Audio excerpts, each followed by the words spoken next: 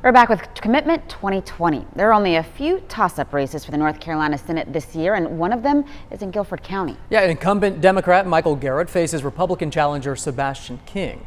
Bill O'Neill has an overview of the race for Senate District 27. Take a look. Democrats need to flip 5 seats to take control of the Senate, but they have to hold on to the seats they already own. Michael Garrett had a very close election 2 years ago.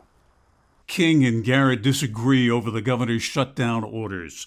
The challenger has attacked the incumbent on social media, saying that businesses should open sooner than later. Explain to me why you believe that your opponent is wrong on this issue. Yeah, I think he's unfortunately there's a double standard that's being met. My opponent was congratulating protesters outside of Postmaster General DeJoy's house, but at the same time saying small businesses don't have the right to open up again, whether it's a gym or a bar or other small businesses, that they have to remain closed. Garrett, on the other hand, says he applauds the governor for making decisions based on science and data instead of partisan politics. We are fortunate in that we haven't gone the route of Florida, Texas, or Arizona. And I think that's partly because of the governor's leadership, but also the people of North Carolina taking this seriously and taking personal responsibility in making sure we control this virus. King also uses Facebook to criticize Garrett for not supporting teacher pay raises. It's true Garrett hasn't supported Republican-backed teacher pay raises, but he has supported higher pay raises offered by the governor. Garrett says the bottom line, Republicans have failed to provide schools with enough money. The best example I have is ask a teacher and ask a parent. Do you think our schools are well funded? And virtually, I have never heard any teacher or any parent that has a child in school say, yes, our schools have all the resources they need. The two candidates are also on different sides of the Medicaid expansion debate. I was on Medicaid when my mom had me at 15 years old. And unfortunately, I don't think we're seeing the health outcomes from Medicaid that we want to see. I think we should explore other healthcare policies, such as health savings accounts. We've had a decade of Phil Berger leading the North Carolina Senate, which has made healthcare less accessible and more expensive to North Carolina families than our peer states. What should North Carolina do about its Confederate monuments?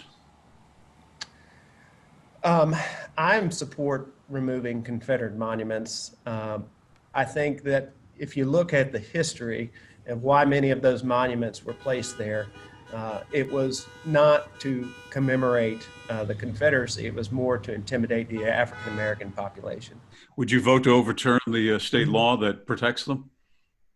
I would. I actually co-sponsored a bill in the long session to do just that. Do you favor overturning the state law that protects them from being moved?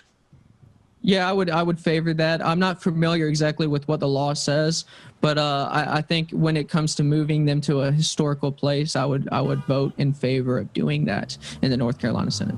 What is the biggest difference between you and your opponent?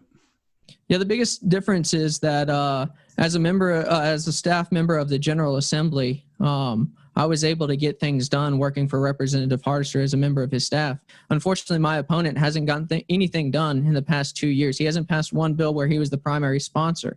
And I think that's concerning. We need a state senator that can get things done. Your opponent says that you really can't point to anything you have sponsored primarily that has passed, that you lack the ability to work across party lines. There are 6 bills that I was a sponsor or co-sponsor of that became law. So I don't really, I've heard that critique, but I'm not sure it's based in fact. We checked. Senator Garrett is listed as sponsor of half a dozen bills that passed, but he was the primary sponsor of only one of them, the COVID-19 Recovery Act. Garrett says his most important vote was sustaining the governor's veto over Republican legislation. In the North Carolina Senate, it takes every single Democratic member to sustain a veto. And so we sustained the veto on the budget, which would have had that budget have passed. Voters in this, the 28th Senate District, settled that race 2 years ago by less than 1% of the vote. Bill O'Neill, WXII 12 News.